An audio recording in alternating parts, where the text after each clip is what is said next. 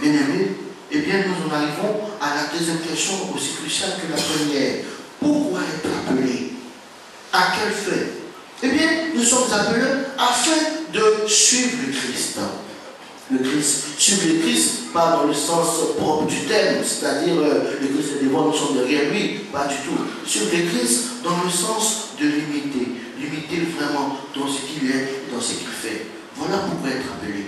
Et suivre le Christ dans la mesure où nous avons tous, chers frères et sœurs, chrétiens et tout humain, nous avons tous une vocation qu'on appelle vocation universelle. C'est la vocation à la sainteté. Sainteté qui veut dire être contre Christ, ressembler au Christ, parce que le Christ seul est saint et irréprochable. Nous avons donc vraiment à imiter le Christ dans tout ce qu'il a fait et de tout ce qu'il a dit, dans son enseignement. Ainsi, nous répondrons véritablement à notre vocation. Vocation, comme le dit Matthieu dans son évangile, soyez saints comme votre Père céleste est saint. Et cela donc aboutira, comme vous le savez, au témoignage. Qu'est-ce que le témoignage? Originellement, le mot témoignage veut dire mati, témoignage. Mati, ce n'est pas dans le sens, j'allais dire, de donner sa vie pour le Christ dans la mort, non. Mais le témoignage dans le sens de laisser transparaître le Christ dans tout notre agir, dans notre manière de vivre, de penser, et même dans notre manière de respirer. Ensuite, pour être appelé bien entendu à une mission spécifique, une mission particulière. Je vais donc parler, et je termine par là, je parle maintenant des vocations spécifiques dans l'Église. Dans l'Église, il y a plusieurs vocations spécifiques, il y a plusieurs états de vie. L'état que vous connaissez le plus, c'est le sacerdoce. L'état qui est une vocation. Le sacerdoce est une vocation. Je ne vais pas dire long sur cette vocation. Vous avez la chance de côtoyer régulièrement vos prêtres dans vos paroisses. Donc vous savez au moins ce que c'est qu'un prêtre. Le prêtre, c'est celui qui donne sa vie entièrement pour le service de ses frères et pour Dieu. Et ensuite, il y a la vocation à la vie religieuse.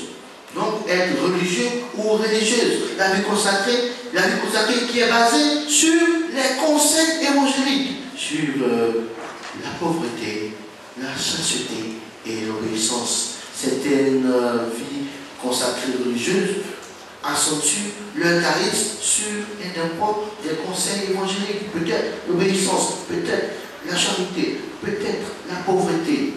Et il y a également des consacrés qui sont cloîtrés, qui vivent monastique, qu'on appelle les moines ou les moniales, c'est-à-dire qu'ils sont vraiment un peu fermés. Voilà.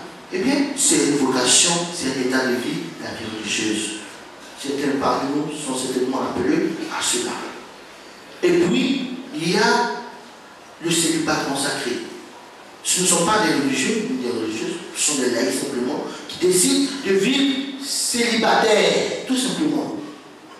C'est un choix de vie. Et en se mettant, bien entendu, au service de Dieu, dans un service particulier de l'Église. Ils ont fait choix de rester célibataires à cause du royaume, comme l'a dit l'apôtre Paul. C'est un choix de vie. Il y en a eu, il y en a encore. Et ce choix de vie est entériné à travers un rite, un rituel dans l'Église.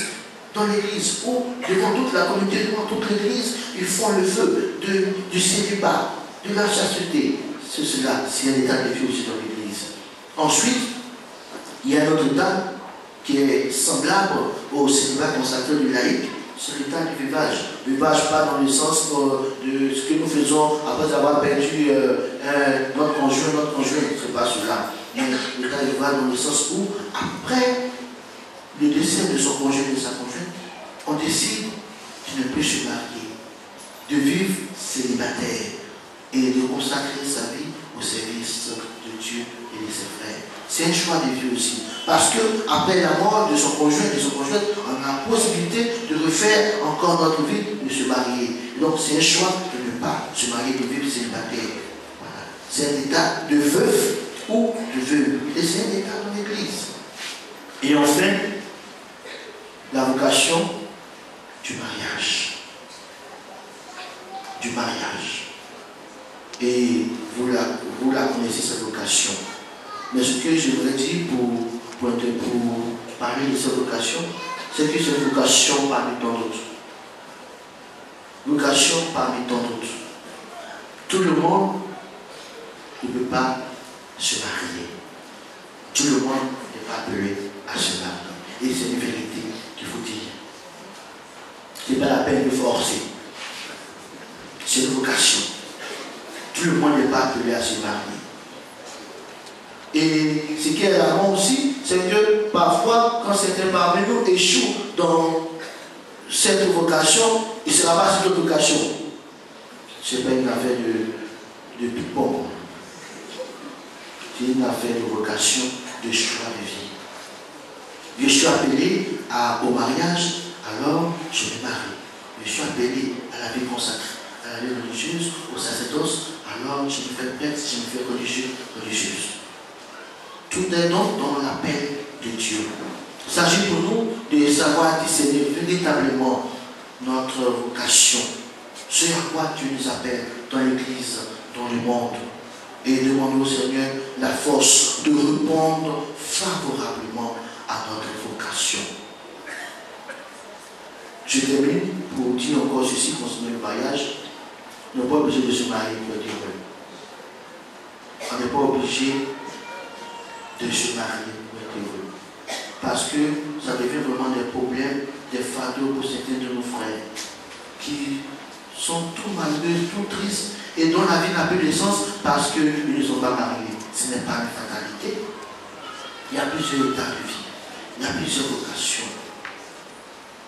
Cherchez à découvrir votre vocation, celle que Dieu vous a donnée, et vous serez vraiment heureux.